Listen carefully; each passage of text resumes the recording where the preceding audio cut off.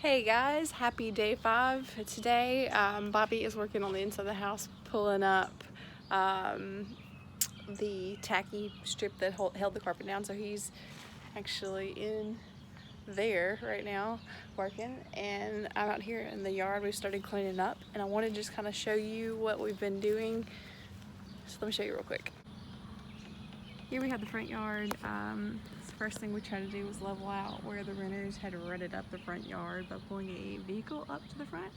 And so we leveled that out decently well, but I think we're going to get some sand to kind of help finish, or some kind of dirt to help finish leveling this out and smoothing it out, because it was a pain to mow prior. We got the grass cut pretty well. We got everything pulled off the fence. We got a couple boards to replace.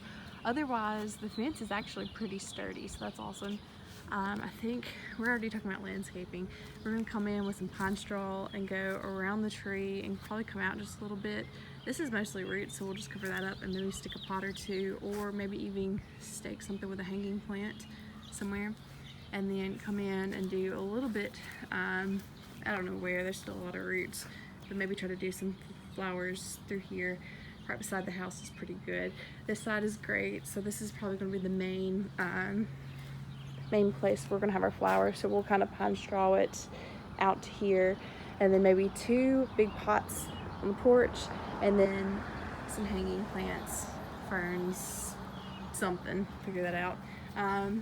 Started working over here. This is the drive that goes up, and so started mowing, thinking we might do some more white rock just to be cost effective, and see what that would run us. Started cleaning out beside the house, so we gotta get these leaves up. And then we go to the backyard, and I wanted to go ahead and show you kind of a before, because I just now started. And actually this corner's already a little bit clean because there was like an overgrown nandina, so cut that down, and we've got all this to do. So thankfully it's not just too big a backyard. We've got some Virginia creepers, some poison ivy over here we gotta watch out for. But yeah, I think these, what are these? Boxwoods, I think they're gonna come out. Really wish this pecan tree, we could cut that down, but honestly don't know that we could afford to do it right now, so he may just have to stay.